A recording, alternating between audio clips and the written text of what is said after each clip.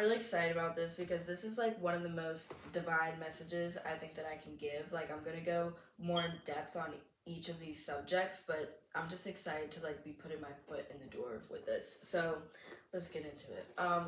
First of all, to get started with energy work, you have to understand the concept of energy and where it originated. So the chakra system originated about 5,000 years ago when Ayurveda originated. The sages, for years and years and years and years, studied this concept and the way that it worked with not only your physical body, but mind, body, spirit, like everything. This is everything that you are. You are a human being. This applies to everyone.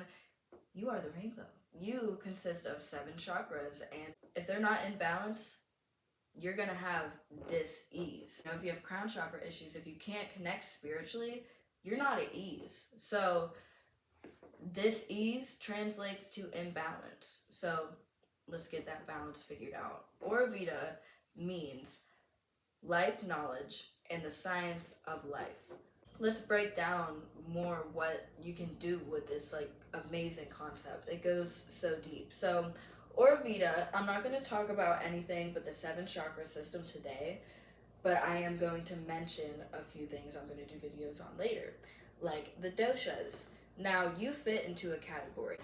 The way that you eat food and the way that it, affects your body, whether you have indigestion or acne or migraines, you could be eating the wrong foods for your dosha. A dosha is basically a food group and things that are made and customized for your body. This fits every person. There's 3 of them, each person fits one. Koshas, which that goes into your kind of aura bodies, I would have to say, which it's different things that govern like your mental health, your spiritual health, your emotional health, and that's what the koshas are about. We're going to be talking about the 7 chakra system mostly today.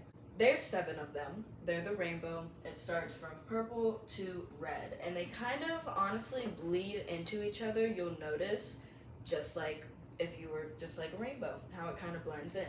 So if you're having crown chakra issues, the crown symbolizes like your divine power. So if you're in your spiritual power. So if your crown chakra is out of whack, you're not gonna have very strong intuition. You're not gonna feel spiritually connected.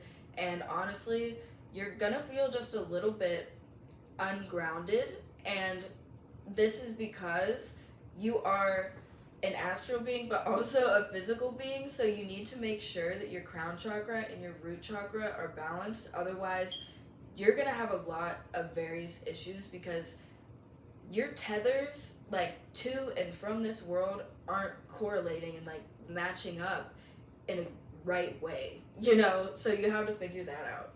Logical effects more, you'll have like frustration, anxiety, like neurological things. Your neural pathways are gonna be like barged with bad thoughts and like, things like that. So body fatigue, migraines, headache, neurological issues.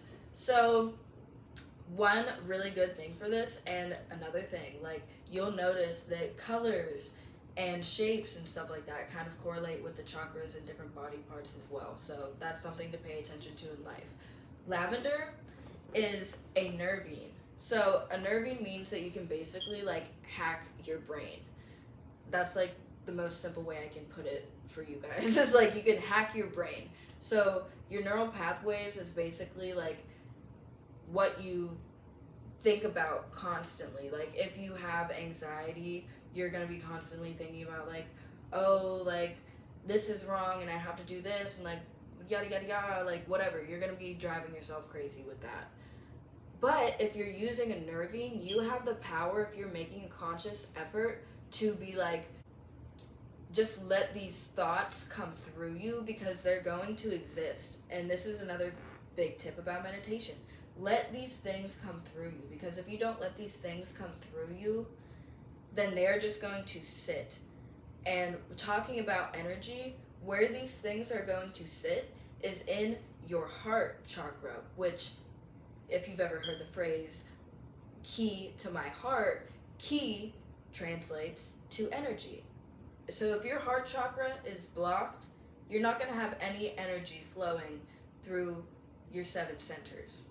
Third eye chakra, which this one is really awesome because it is like, the best way I can describe this is seeing truth or seeing supernatural, because this is when you get to meditate visions and insights from spirit. And a lot of people have, might have spirit guides. A lot of people might have like the spirit of the source, creator, like whatever channels through you, whatever is your thing, that's, you're gonna be balanced if that's happening to you. If it's not happening to you, and if you're like missing that happening to you, it's not in balance. And then also, you're gonna be lacking awareness just in day-to-day things, like self-awareness, awareness of others, awareness of like tones of the world and energy of the room, all kinds of things. Lack of intuition, and your nervous system is going to be like shot and weird. And then also for the physical side, you're going to have like, and think about where this is on your body, you're going to have like maybe some ear issues, maybe some sinus issues, migraines, headaches, neurological issues. I want to point out that these are very spiritual things. We are ascending. So on the chakra chart, this is rising. We're rising, right? Yes. Our creator is so methodical, like, period. And as I go into this, you're going to be like, yes. So throat chakra is your courage. And people say it's like communication. It is communication. It's also intellect as well as your third eye. They bleed into each other. To communicate and receive and have courage to bring these things up, because you're ascending. You're going up in the chakra chart. Like, yes. You could have sinus issues if this is not balanced. If this is not balanced, you could also have shoulder pain, thyroid issues. I don't have one of those. Heart chakra. The heart chakra is where all of your anxieties and pains and sorrows, but also all your joys and your ability to be compassionate. Like, that's why this controls everything. Like, this is the core of your being. Like, this is your inner warrior, for lack of words, but like, this is like, in my opinion, your God center, because God is love. So like, things will beat people down in their lives and they either overcome or they become. So heart chakra center. You could have immune deficiencies, respiratory problems, chest pains, and then on the very sad side, you could have shame, like guilt, like of things in the past, maybe things you didn't even do, but you just feel like, or you didn't have closure in a situation and you're just gonna yearn for that, like, but you also have to forgive yourself and forgive others and accept. That's another big thing about the heart chakra, is acceptance. The solar chakra has a lot to do with your creativity and kind of just who you are. You're gonna have shame and lack of confidence, self-esteem issues. You're gonna be pushy. You can't manifest things.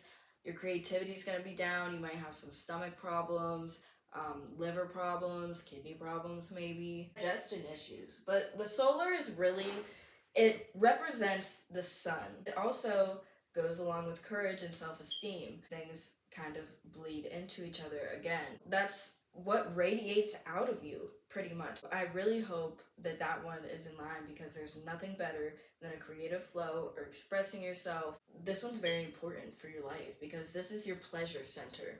And a lot of people think that the sacral chakra is like just sexual, but no, it's your pleasure in everyday things. Like, it could literally be enjoying taking a walk outside or enjoying your dogs. Like, it is your pleasure, it is your joy, but it is also your sensuality and your sexuality and the way that you are passionate. It is your passion center, period. That is what it is. If you're not having balance in this center, you're going to be emotionally cold, just miserable, because you can't experience any pleasure. You're probably going to isolate yourself, and it's just not going to be good.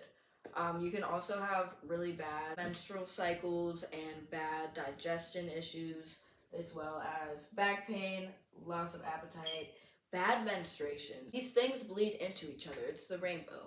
So, if that's cool too, because then your crystals are kind of versatile there. So are the herbs. With the root chakra, how I said, like, your tethers to and from this world. You are an astral being and a physical being.